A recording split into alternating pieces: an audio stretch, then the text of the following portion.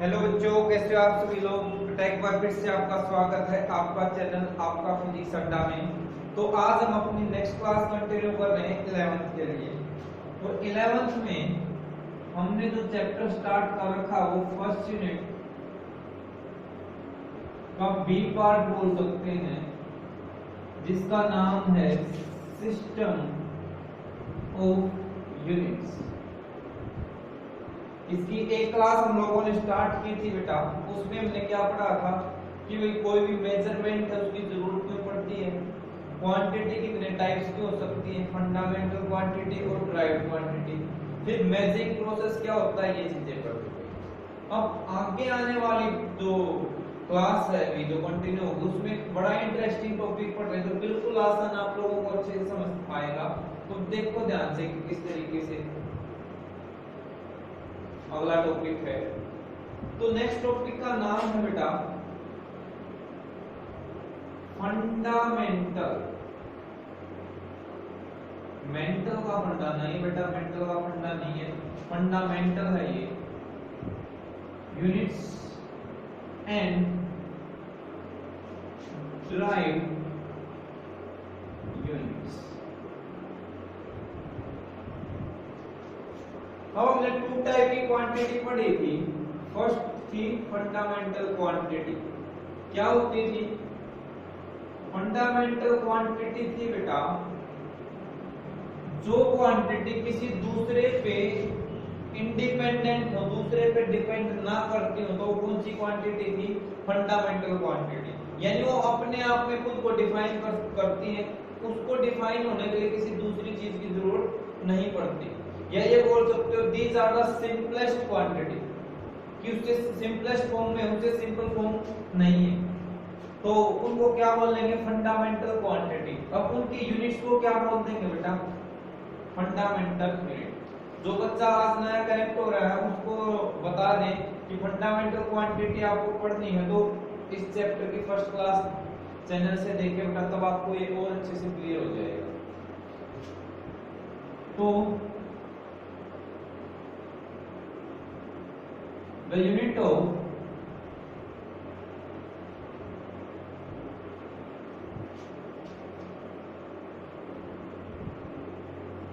fundamental quantities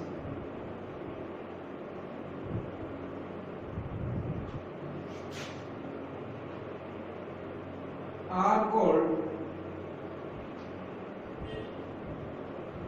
fundamental units. ये fundamental quantities कौन कौन सी थी? लेंथ, मास, टाइम एटसेट्रा। ठीक है, तो फंडामेंटल यूनिट की बात करें तो लेंथ की यूनिट क्या होती है बेटा? Metre,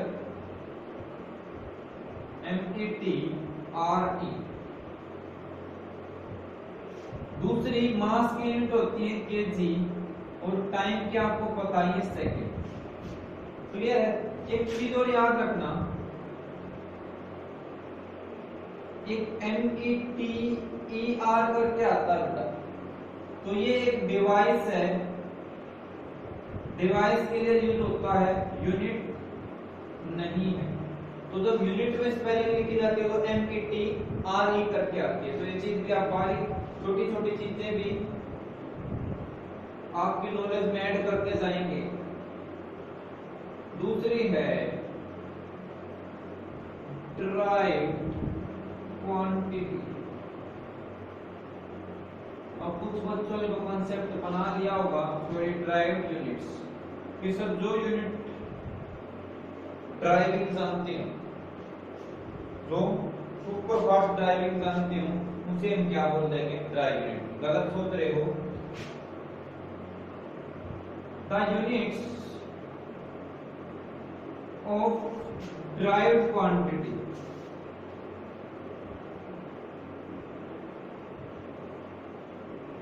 are called derived units. उन यूनिट्स को क्या बोलेंगे बेटा? ड्राइव यूनिट्स बोलेंगे। क्लियर है? तो ये हमारी ड्राइव क्वांटिटी की यूनिट है। इसके एग्जांपल हम पढ़ेंगे। जैसे हमने ड्राइव क्वांटिटी का एग्जांपल लिया था, लेट डेंसिटी मान के चलते हैं, mass upon volume. So unit of density क्या निकल के आएगा बताओ भाई? सिंपल सा क्वेश्चन है। मास की केजी, वॉल्यूम की क्या होती है? साइड की क्यूब या length into breadth into height, यानी जो मीटर हो 3 टाइम आएगा। तो क्या ये दो चीजों को कंबाइन करके बनाई है? आंसर होगा यस। तो ये कैसी क्वांटिटी हो गई? ड्राइव क्वांटिटी, और उसकी यूनिट क्या हो गई? ये एक ड्राइव यूनिट है। ये कैसी यूनिट है? ड्राइव। तो यहाँ आप देख पा रहे होगे इस यूनिट को कोई भी एरोप्लेन, बाइक, कार चलाना नहीं आता, तो आप माइंड में कंसेप्ट निकाल दें कि ये एक ड्राइव क्वांटिटी, ड्राइविंग जन। तो ये थी बेटा हमारे ड्राइव यूनिट और फंडामेंटल यूनिट। अब हम अगली बात पढ़ना स्टार्ट करते हैं। अब जैसे जैसे यूनिट्स के बारे में चीजें पढ़ना स्टार्ट हुई, जैसे जैसे एक दूसरी कंट्री के बीच में पुराने टाइम की मैं बात कर रहा हूँ, एक दूसरे देशों के बीच में व्यापार होना शुरू हुआ, तो तब लोगों को पता चला कि भाई एक ही चीज को, जैसे मास को है एक पर्टिकुलर रीजन में अलग यूनिट में मापा जा रहा है, किसी रीजन में अलग, किसी रीजन में अलग, या ये बोल सकते हो किसी देश में मास यूनिट अलग थी, किसी में अलग थी। एक छोटा सा एग्जांपल है, आपके बड़े बुजुर्गों से पूछना, अभी तो हमारे जो बट्टा बोलते हैं हम 1 kg का, बाट बोल लो देसी लैंग्वेज में, अब ये स्टैंडर्ड डिसाइड होते हैं। पहले कच्चे बाट होते थे बेटा, पहले क्या होते थे? कच्चे बाट होते थे, और फिर अलग अलग, जैसे मास के लिए बड़ी यूनिट आजकल आप सुनते भी होंगे क्विंटल, ये तो कॉमन है, बट मन सुनते होंगे जो ग्रामीण बैकग्राउंड से उनको पता होगा। स्पेलिंग मुझे भी नहीं आती, देसी लैंग्वेज है, अभी आगे बता दूंगा। मन बोलते थे बेटा 40 किलो का होता है। ये आप किसी गांव में चले जाना, आईडी से पता चल जाएगा। इवन इंडिया में थोड़ी बहुत वेरिएशन मिल सकती है। और कच्चे बाट होते थे, वो ऐसे ही बना देते थे, फिक्स नहीं था। वो 1000 ग्राम जो होता है उससे बड़ा भी हो सकता था या छोटा भी, तीनों दांत थे। ठीक है, नया सिंबल इंस्टॉल कर दिया सर, बात greater than equal to physics word है टेक्निकल, बाकी अभी मैं थोड़ा से पूछ लेना कैसा कुछ होता है नहीं, बट समझ गए होगे बात। इसी तरीके से आपने पाउंड का नाम सुना होगा, जब जिम जाते हो, बॉडी शॉडी बनाते हो, तो वहां पे देखते हैं कि वहां पे जो जिम की प्लेट्स होती है वो किसमें होती है? हमारी पाउंड्स के अंदर। वहां पे जो वेट लिखा होता है वो नॉर्मली आजकल केजी में भी एडवांस हो गए हैं, पर पाउंड्स में ज्यादा मिलता है, पाउंड बढ़ाते हैं। आपको बता भी देंगे कितना होता है, 1 पाउंड अप्रोक्स 2.25 के आसपास होता है, 2.3 2.2 अप्रोक्स इसी रीजन से। तो चीजें क्लियर हो जाएंगी। तो ये है बेटा, आप लोग चेक कर लेना वैल्यूज। अब मैं अगली बात पे चलता हूं। तो प्रॉब्लम क्या आई? अब एक ही चीज मास को एक एरिया में अलग से मापा जा रहा है, एक में अलग से, एक में अलग से। जब वहां पे आपस में चीजों का एक्सचेंज हुआ तो यूनिट तो 1 है, उसकी भी 1 वैल्यू 1 kg, या 1 मन की बात कर लो, ऐसे समझना चाहो। यहाँ हम ले सकते हैं इंडिया में अलग था, 1 पाउंड अलग था। जब उनको देखा गया तो उसमें जो क्वांटिटी प्रेजेंट थी वो अलग अलग थी, तो फिर वहां पे कंफ्यूजन हो गया। तो फिर एक कमेटी बिठाई गई और आज इंटरनेशनल लेवल पे डिसीजन लिया गया कि जो भी हमारे साइंटिफिक या जो ट्रेड होता है, व्यापार होगा, वहां पे एक स्टैंडर्ड यूनिट यूज की जाएगी, और उस स्टैंडर्ड यूनिट के बारे में पढ़ रहे हैं। तो standard unit.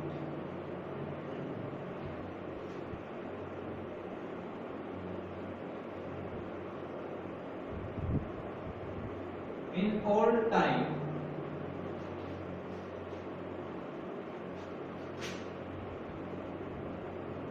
different units was used for measuring different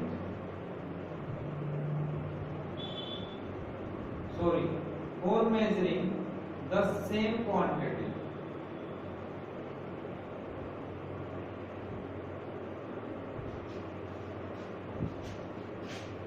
in different region of world। Area बोल लो या कंट्री बोल लो, क्लियर है। Due to this due to which there was a confusion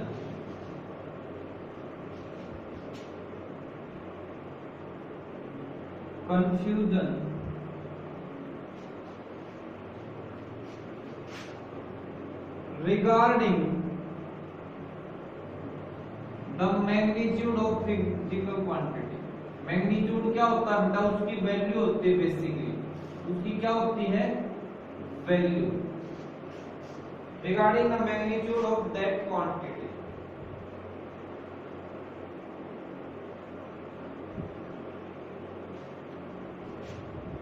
ठीक है, तो to avoid this confusion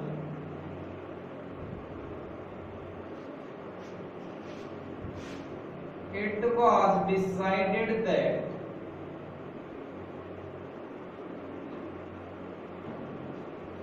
there should be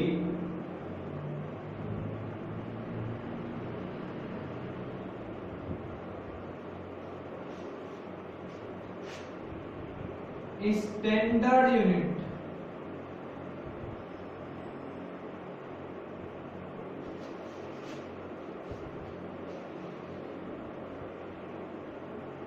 acceptable throughout the world।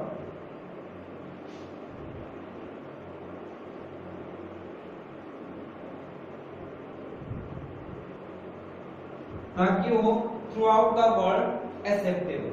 तो ये रीजन था, इस वजह से हमें जरूरत पड़ी। क्लियर है बेटा। डे बाय डे यानी स्टेप बाय स्टेप आप लोगों को इस तरीके से चीजें सिखाएंगे कि आपको एक स्टोरी सी लगेगी। पुराने टाइम से चलते चलते एक स्टोरी सी बना के पढ़ाएंगे तो मुश्किल नहीं होगा। अब बात ये आई कि भाई जो यूनिट है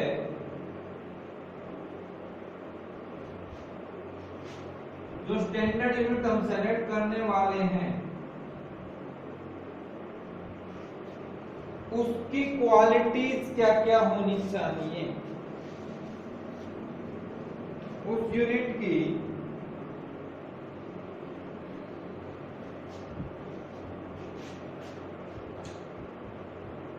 तो हेडिंग इसके साथ करेंगे। तो स्टैंडर्ड यूनिट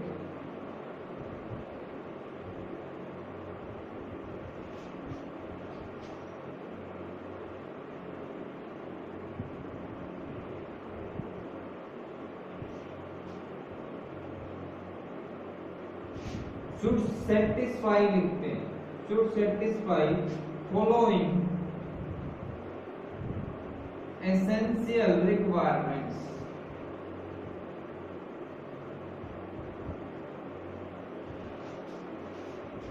वो essential requirements क्या है बेटा?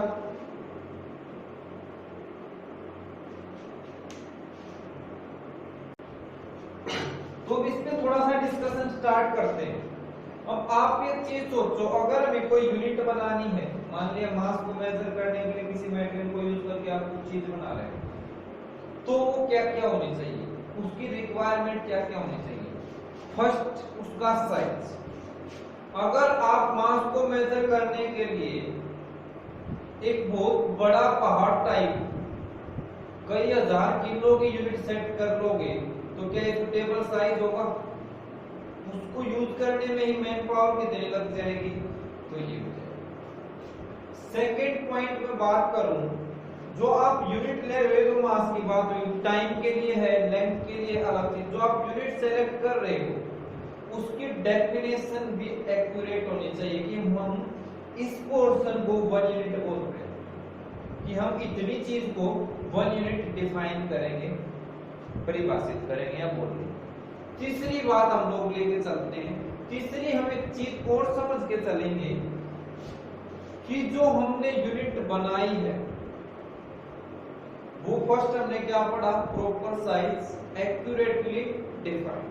तीसरी ये होनी चाहिए कि अगर हमें, अब एक आदमी को तो यूज नहीं करनी, थ्रू आउट द कंट्री है, थ्रू आउट द वर्ल्ड बहुत सारे लोग उसको यूज करने वाले हैं, तो जब उसको यूज करेंगे तो उसकी कॉपी बनानी पड़ेगी। भाई एक सेट हमने सेट कर दिया, उसके हिसाब से आप यही देख लो, तराजू में जो बाट यूज करते हैं वो आम लोग मार्केट में चले जाओ या हर दुकान पे अवेलेबल होते हैं, आजकल तो डिजिटल हो गए। तो जो है वो एक आदमी तो नहीं है, उसकी कॉपीज भी चाहिए, तो इजीली उसकी कॉपी भी अवेलेबल हो जानी चाहिए। ऐसा होना चाहिए कि हम आसानी से उसकी कॉपी बना सकें। फोर्थ, अगर जो हमने सिस्टम बनाया है, यूनिट बनाई है, वो हर आदमी की पहुंच में भी होनी चाहिए। अगर पहुंच में नहीं, फॉर एग्जांपल अगर वो आपने बड़ा सारा जो मास को मेजर करने के लिए यूनिट बनाया वो सोने का बना दिया कि वो अच्छी चीज है, खराब भी नहीं होगी, बड़े अच्छे लॉन्ग टाइम के लिए चलेगी, पर आप सोच के देखिए क्या इतना कॉस्टली सोना है तो इतना एक आम इंसान के लिए खरीद पाना पॉसिबल होगा? तो आंसर होगा नहीं। तो नेक्स्ट पॉइंट ये भी निकल के आता है कि हमारे पास जो यूनिट हम बना रहे हैं वो हर आदमी की पहुंच में हो, यानी एक्सेसिबल हो। क्लियर है? नेक्स्ट पॉइंट, अब हमने यूनिट बना तो दी, अब वो ऐसा भी नहीं होनी चाहिए यूनिट की उसको अलग अलग टाइम में जब उसकी वैल्यू चेंज हो जाए। यानी कि मैंने क्या बोला, आज उसकी वैल्यू अलग थी, 2 साल बाद उसकी वैल्यू डिक्रीज हो गई या इंक्रीज हो गई, तो ऐसा नहीं होना चाहिए। इट मींस उसकी टाइम के साथ वैल्यू चेंज नहीं होनी चाहिए।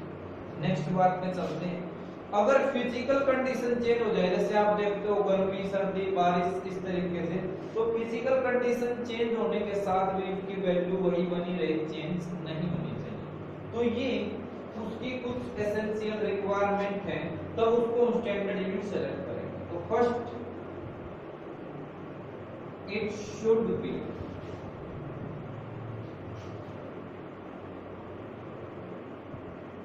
या it should have proper size. It should be accurately defined. Third, it should be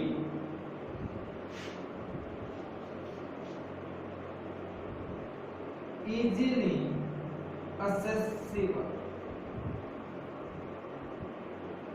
accessible का मतलब उपलब्ध। Fourth,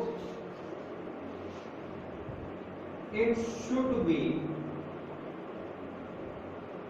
easily reproducible.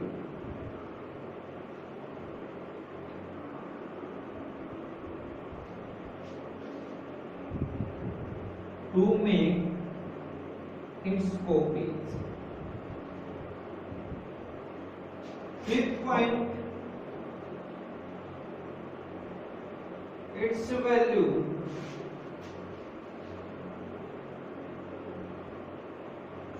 does not change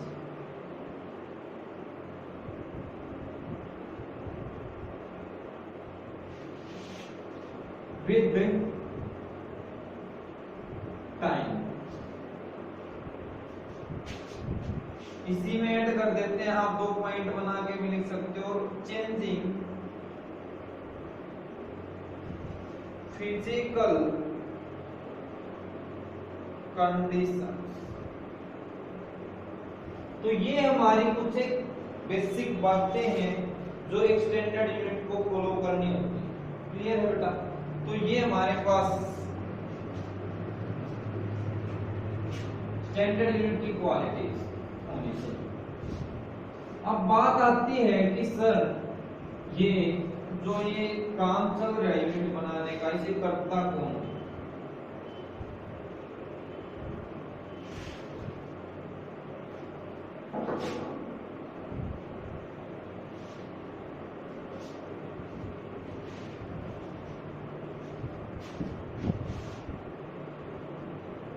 तो नाम आपसे पूछ सकता है इंटरनेशनल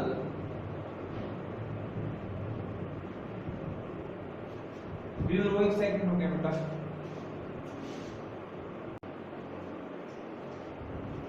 तो एक इंटरनेशनल बॉडी है बेटा। बॉडी आप लोगों को पता होगा कमेटी को रिप्रेजेंट करती है।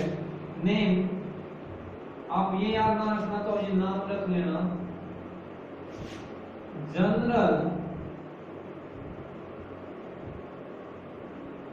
Conference on weights and measures. Measures का मतलब होता मापना, ये उस बॉडी का नाम है। Decides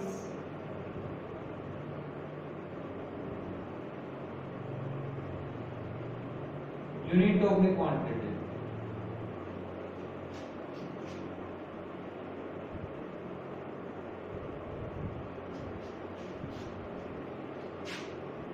on international acceptance.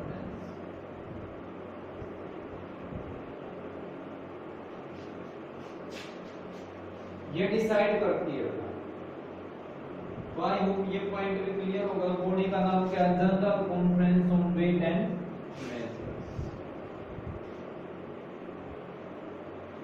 ये जो ऑफिस है पेरिस के अंदर सावर नाम की जगह वहां पे है।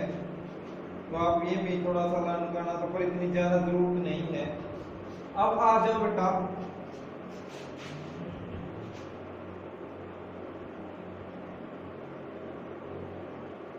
System of units.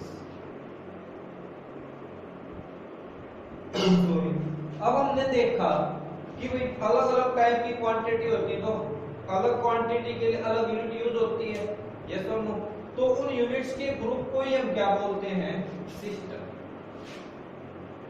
तो group of units is called. हर चीज का मतलब आपको पता होना चाहिए, तब आप फिजिक्स में कहीं मार नहीं खाओगे। फिजिक्स बहुत ही आसान और लविंग सब्जेक्ट है बेटा, इजीएस्ट। अगर आप इंटरेस्ट के साथ पढ़ते जाओगे तो आपके माइंड का लेवल अलग ही होगा। System of units. उसके बाद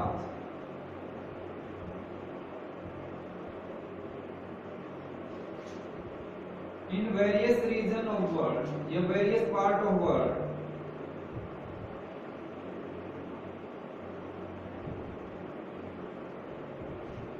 various systems of units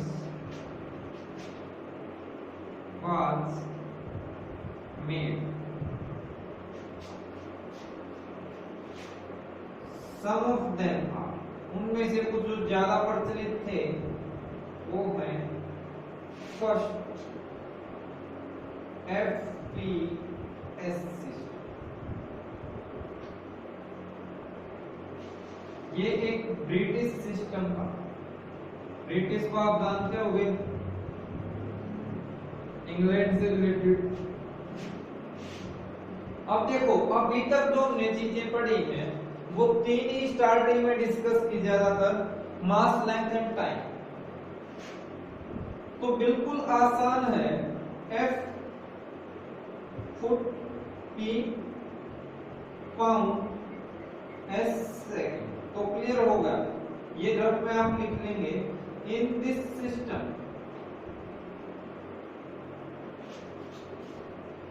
mass is measured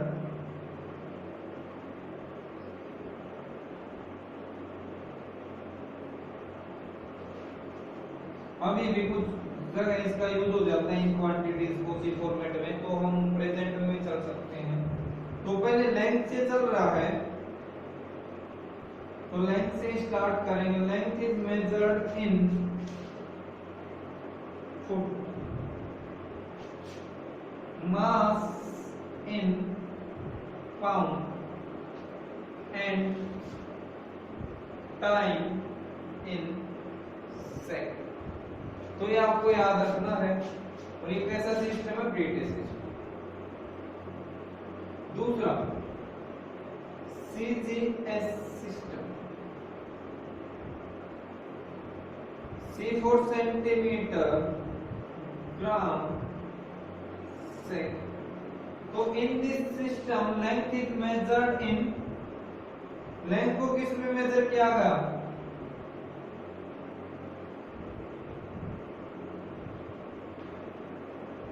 senti, spelling का ध्यान रखेंगे, ये आएंगे ये आएगी, बिल्कुल ये नहीं आएगी। एमटीटी आर ई आता मीटर में, सेसीएम लिख दो।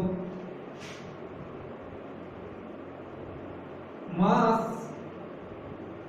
इन gram and time in second. Third था बेटा ये गॉसियन सिस्टम। थर्ड एमकेएस,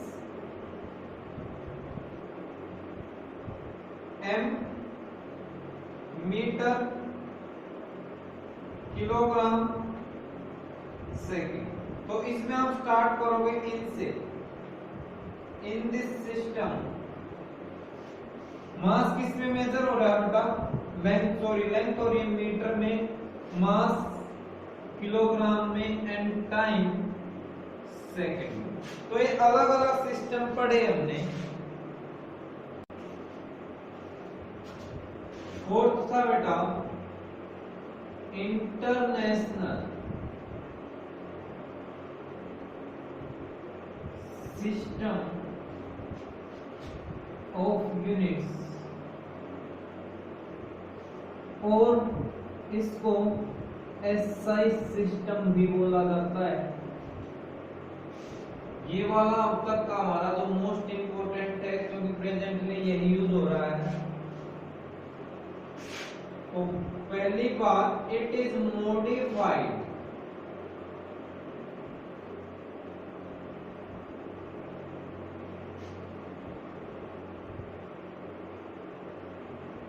या रैशनलाइज भी बोल सकते हैं।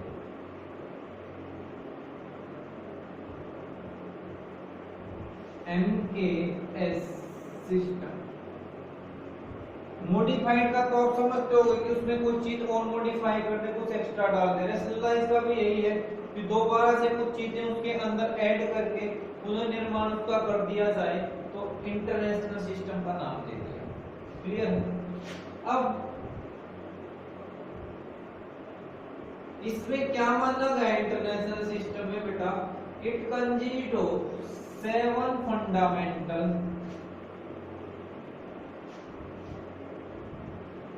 क्वांटिटीज एंड 2 सप्लीमेंट्री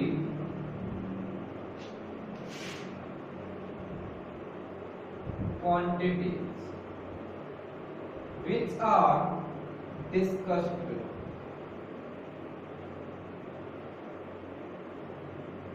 जो नीचे डिस्कस कर रहे हैं, अभी देखते हैं।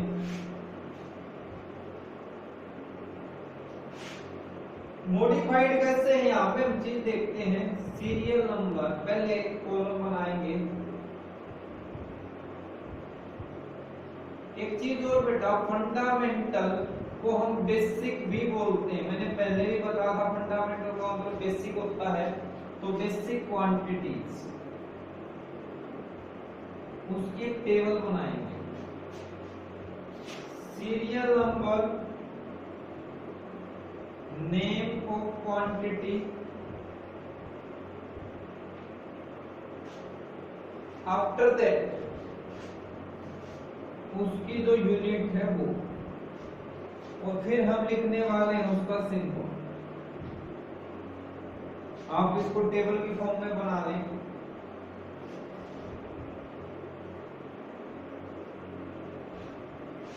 फर्स्ट स्टार्ट करेंगे हम लेंथ से ही। लेंथ की यूनिट होती है मीटर और सिंबल स्मॉल एम। सेकंड हो गई मास, मास की यूनिट है किलोग्राम और सिंबल आप लोगों को पता है केजी। थर्ड, टाइम की यूनिट को बोला गया सेकंड, सिंपल एसईसी, या कई बुक में सिंपल एसपी लिख दिया जाता है। बेटर ये रहेगा, ये यूज करेंगे। Fourth, temperature. टेम्परेचर की जो एसआई यूनिट है स्टैंडर्ड लेवल पे, वो केल्विन होती है बेटा। कोई गलती से सेल्सियस ना लिखे। सेल्सियस इसकी यूनिट तो है डिग्री सेल्सियस, बट वो इसकी एसआई यूनिट नहीं है, केल्विन। तो सिंबल कैपिटल के, ठीक है। फिफ्थ हमने पढ़ा इलेक्ट्रिक करंट। 10th क्लास में आपने इसका नाम सुना होगा, और उसके लिए जो यूनिट बनाई गई उसका नाम था एम्पियर, जिसको हम ए से बोलते हैं। 6th, एक लाइट से रिलेटेड आती है लुमिनस इंटेंसिटी, ठीक है। लाइट की इंटेंसिटी से रिलेटेड है, इसका नाम है कैंडला। सी डी से इसको रिप्रेजेंट कर देते हैं। 7th जो यूनिट बनी, 7th यूनिट हमारे केमिस्ट्री में पढ़ते हो आप कि जो हमारी सब्सटेंस है उसका अमाउंट पता होना चाहिए। तो अमाउंट ऑफ सब्सटेंस, मोल पूरा लिखा जाएगा, नेम होता मोल, और यूनिट में एम को एल यूज होता है। तो ये था बेटा फंडामेंटल क्वांटिटी। तो नेक्स्ट आ जाता है बेटा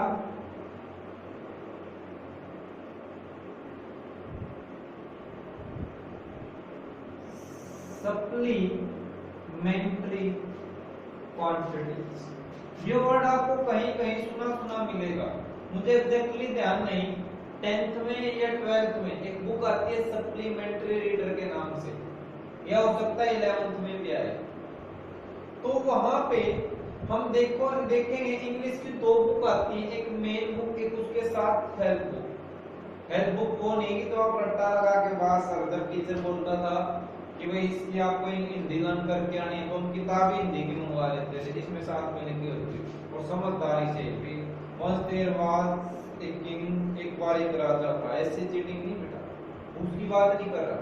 सप्लीमेंट्री जो बुक होती थी सप्लीमेंट्री रीडर, जो मेन बुक है उसमें हमारा जो पूरा कोर्स है वो कंप्लीट नहीं हो पाता था।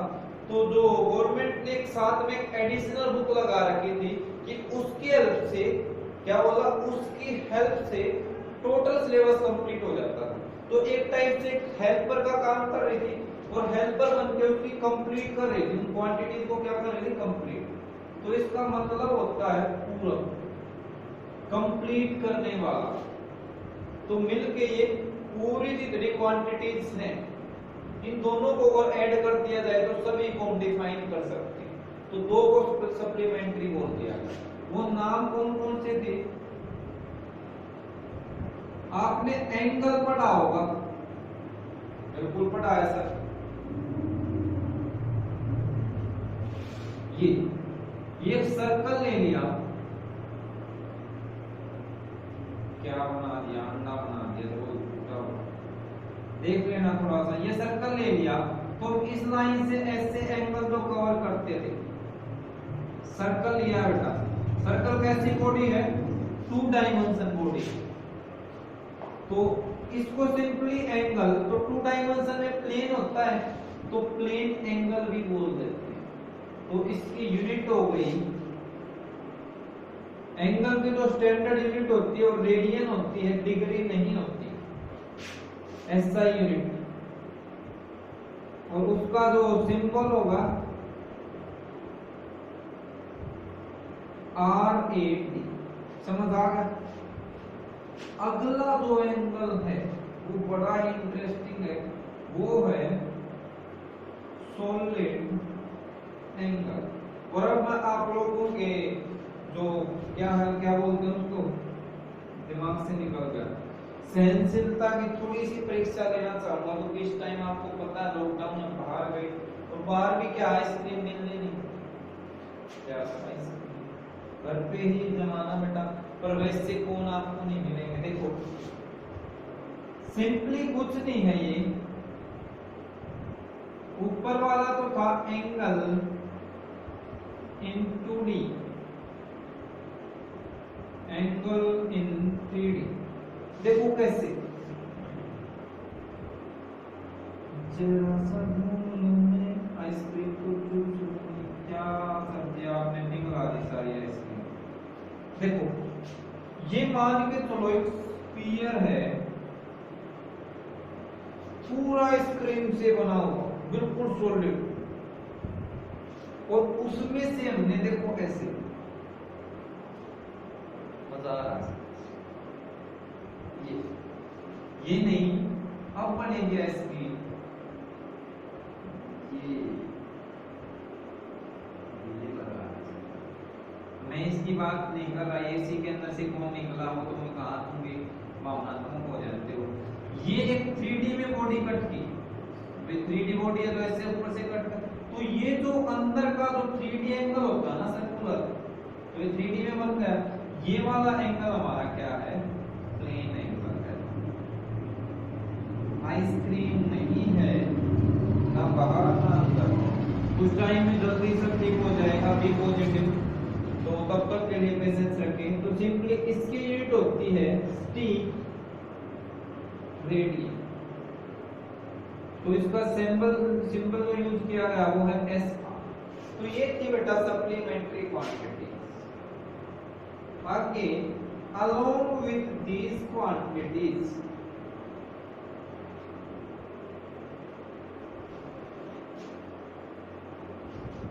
SI unit consists number of derived quantities. For example, कुछ के नाम लिख देते हैं, आ जाइए सभी, किस पे चले, फोर्स, यूनिट, न्यूटन, और नाम सिंपल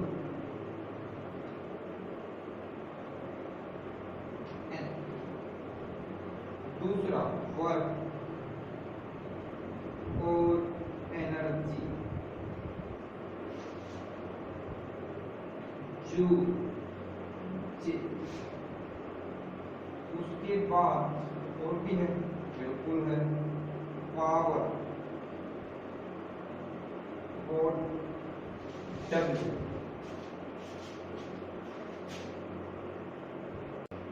ठीक है बेटा जी।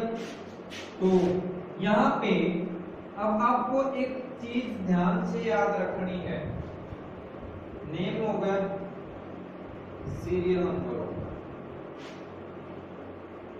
एक नोट पे ध्यान दोगे,